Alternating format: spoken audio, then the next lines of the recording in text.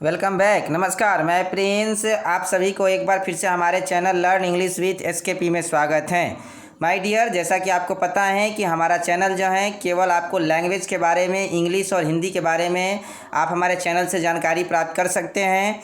और हम आपको केवल लैंग्वेज के बारे में बताते हैं, भाषा से संबंधित बातों को बताते हैं। तो आज की इस क्लास में हम क्लास 10th के पोएट्री सेक्शन का यानी क्लास 10th के हिंदी के बुक के पोएट्री सेक्शन का पहला लेसन और बहुत ही वंडरफुल और खूबसूरत सा लेसन राम नाम बिनु बिरथे जगी जन्मा, जोनर दुख में दुख नहीं माने को पढ़ेंगे। ये 10th क्लास के पोएट्री सेक्शन का पहला ही चैप्टर है। इससे पहले मैंने 10th क्लास के और भी चैप्टर का वीडियो अपलोड कर दिया है।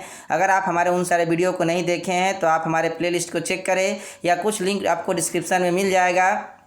आई होप कि आप उसको भी देख करके वहाँ से पढ़ सकते हैं। तो आइए शुरू करते हैं बहुत ही वंडरफुल और बहुत ही खूबसूरत चैप्टर राम नाम बिनु बिरथे जगी जन्मा, यानी कि राम के नाम के बिना जग में जन्म लेना क्या है, व्यर्थ है। जोनर दुख में दुख नहीं माने, यानी जो दुख को भी दुख नहीं माने। वीडियो शुरू करने से पहले अगर आप हमारे चैनल पर नए हैं तो आप हमारे चैनल को सब्सक्राइब करना ना भूलें, साथ में बेल आइकन को भी प्रेस कर दें क्योंकि हमारा नोटिफिकेशन सबसे पहले आपको प्राप्त हो।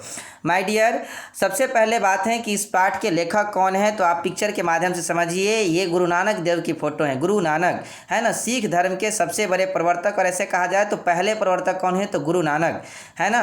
सिख धर्म में सबसे बड़ा नाम जो आता है वो गुरु गोविंद सिंह का भी नाम होता है, जो आपके दिमाग में अभी खटक रहा होगा। लेकिन सबसे पहले प्रवर्तक कौन हुए तो गुरु नानक देव है ना। आइए इनके बारे में और इस पाठ के बारे में जानते हैं। जैसा कि आप देखते हैं, सीधा सीधी सवाल पूछता है कि राम नाम बिनु बिरथे जगी जन्मा के लेखक कौन है, तो माय डियर गुरु नानक है ना। इनका जन्म कब हुआ था तो 1469 में, 1469 ईस्वी में, तलवंडी ग्राम, जिला लाहौर, पाकिस्तान में। इनका जन्म अभी हाल फिलहाल जो पाकिस्तान है वहाँ हुआ था। और उस समय जो क्या था, पाकिस्तान भारत में ही था। तो उस समय इनका जन्म भारत में, क्योंकि 1469 में भारत और पाकिस्तान बटा नहीं था। तो भारत में, पाकिस्तान में, अभी पाकिस्तान और उस समय के भारत ही कह सकते हैं। जिला कहाँ, लाहौर है ना, ग्राम तलवंडी में इनका जन्म हुआ था। आप 1469 को याद रख सकते हैं। माय डियर, आप सभी को पता है कि 1869 को किनका जन्म हुआ था तो महात्मा गांधी का, 1869।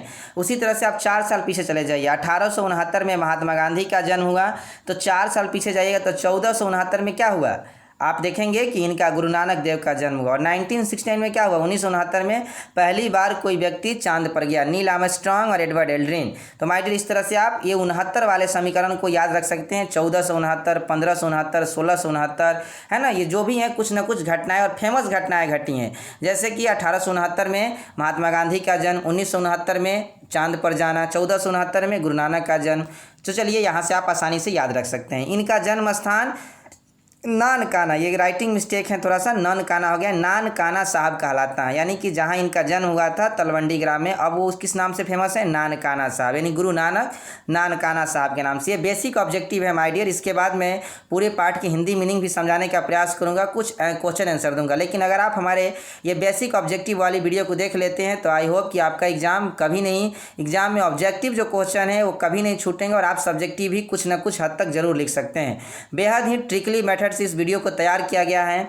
माता का नाम क्या था तो तृप्ता देवी, बार बार पूछा गया एग्जाम में कि गुरु नानक के माता का नाम क्या था, तृप्ता देवी, और पत्नी का नाम क्या था तो सुलक्षणी।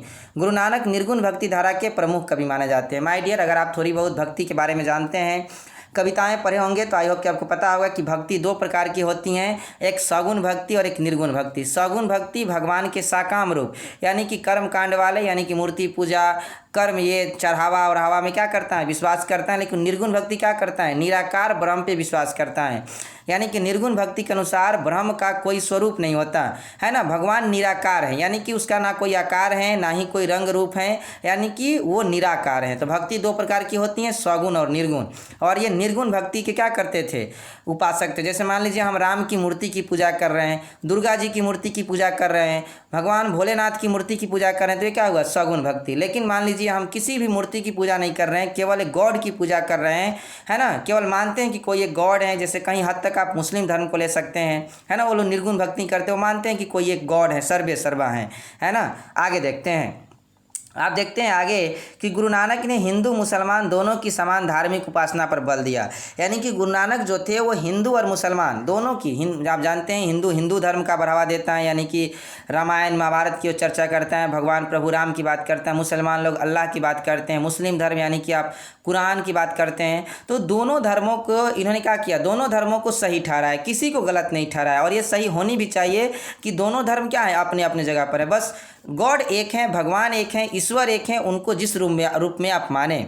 नानक ने कबीर की भांति ईश्वर की प्राप्ति के लिए व्यक्ति के चरित्र और आचरण की शुद्धता पर बल दिया। हमारे आप जानते हैं कि कबीर भी निर्गुण भक्ति धारा के कवि थे। कबीर सबसे बड़े संत हुए, निर्गुण भक्तिधारी हुए, कर्म कांडों का पुरजोर विरोध किया, है ना। कबीर, संत कबीर से आप शायद ही ऐसा हो कि आप परिचित नहीं हो। संत कबीर का ही कोटेशन है, आप देखेंगे कि कांकर पत्थर चून के मस्जिद लियो बनाए, ताचर ही मुल्ला बांग दे, क्या बहिरा तेरा खुदाए। यानी कि उन्होंने मुसलमानों पर कटाक्ष किया और हिंदुओं के लिए भी कहा कि पाहन पूजे हरि मिले तो मैं पूजू पहाड़, तासे बनी यह चक्की भील पीस का है संसार। तो माय डियर, कबीर भी एक निर्गुणवादी भक्ति धारा के कवि थे। वो किसी भी तरह के कर्म कांड में विश्वास नहीं रखते थे, ईश्वर के निराकार रूप की पूजा करते थे। मानते थे कि एक राम है, वो राम है बस, है ना, उसका कोई आकार नहीं हो। दशरथ का बेटा राम राम नहीं है, बल्कि कोई राम है, उसकी कोई आकार नहीं है, वो इतना बड़ा है, इतना ऐसा है कि उसको हमारी चक्षु यानी कि आंखें नहीं देख सकती हैं।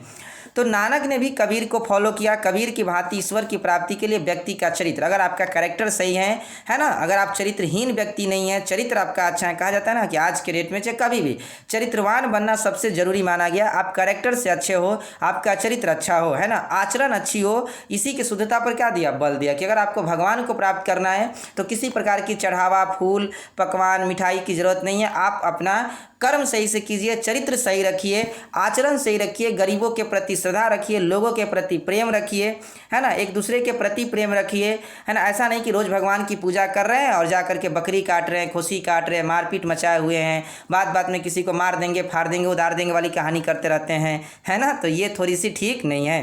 नानक का मानना था कि रब का कोई आकार नहीं होता, है ना। गुरु नानक मानते थे कि अगर कोई भगवान है, रब हैं, तो उसका कोई आकार नहीं होता।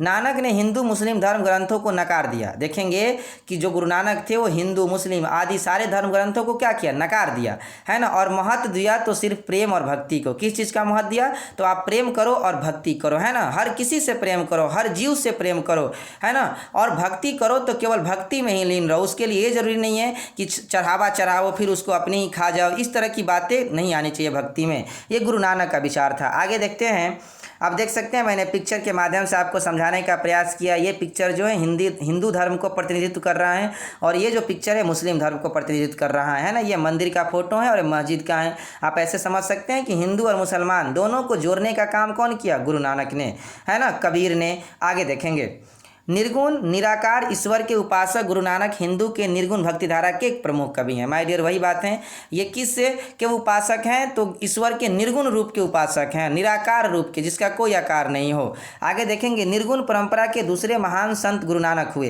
है ना। पहले कौन संत हुए, तो कबीर, है ना। नानक ने निर्गुण परंपरा के महान और पहले संत कबीर की भांति निराकार और सर्वव्यापी ईश्वर के रूप पर बल दिया, है ना।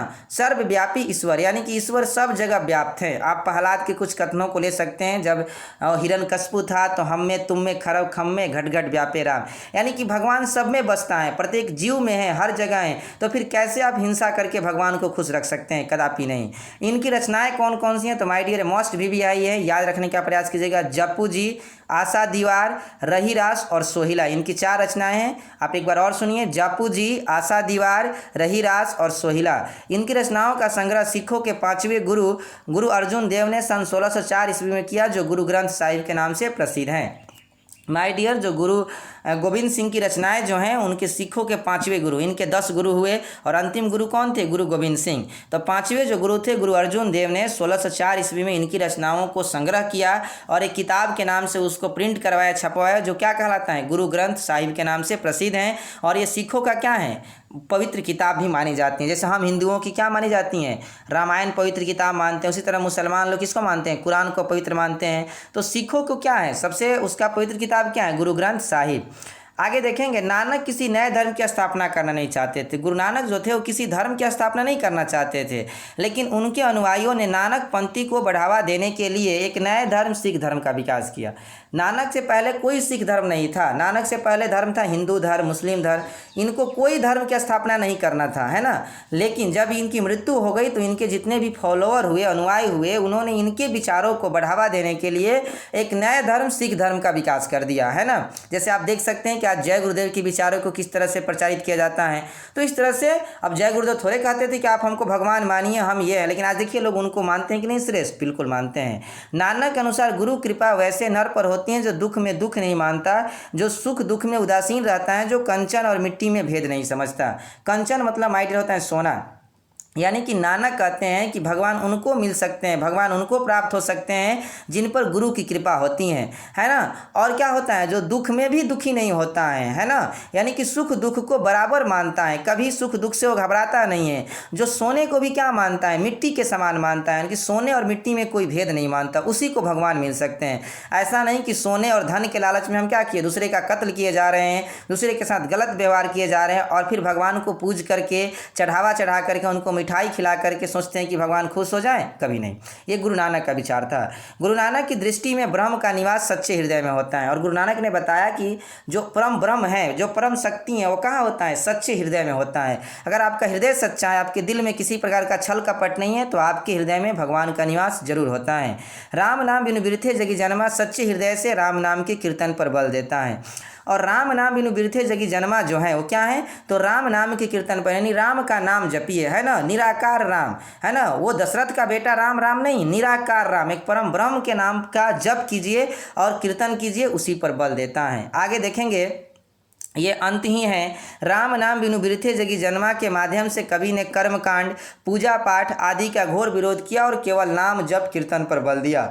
यानी कि गुरु नानक ने कहा कि ये जो चढ़ावा हम चढ़ाते हैं, है ना, कर्म कांड करते हैं, है ना, उसके बाद जाकर के घोर छल कपट करते हैं, ठीक नहीं है, केवल कीर्तन पर बल दीजिए। ऐसा नहीं कि कीर्तन भी करने तभी छल कपट आप कीजिए, नहीं, तभी छल कपट आपके लिए क्या है, दंडनीय अपराध है। तो आप अपना केवल क्या कीजिए, नाम के जप पर बल दीजिए, नाम का जाप कीजिए, क्योंकि ईश्वर का कोई रूप नहीं होता, वो पत्थर की मूर्ति ईश्वर नहीं हो सकती, है ना। आगे देखेंगे इनका एक बहुत ही महत्वपूर्ण कोटेशन है, all religious leads us to a universal God, यानी कि जितने भी धर्म है वो किस चीज़ का प्रतिनिधित्व करते हैं, तो एक यूनिवर्सल गॉड का, यानी कि विश्वव्यापी ये गॉड का जो सर्वव्यापी है, वही खुदा है, वही अल्लाह है, वही भगवान है, वही क्या है, रब है, वही रहीम है, वही ब्रह्म है ना। मे बी ब्लेस यू, हो सकता है वो तुम्हें आशीर्वाद दे ऑन दिस डे, आज एंड ऑलवेज, और हर समय, है ना। ये बताते हैं कि ऐसा हो, मे बी, मे ही, मतलब वो तुम्हें हर समय आशीर्वाद दे और हर समय क्या करे, तुम्हें ब्लेस करे। तो ये बहुत ही अच्छी कोटेशन है कि सारे धर्म जो है किस चीज़ का प्रतिनिधित्व करता है, एक यूनिवर्सल गॉड का,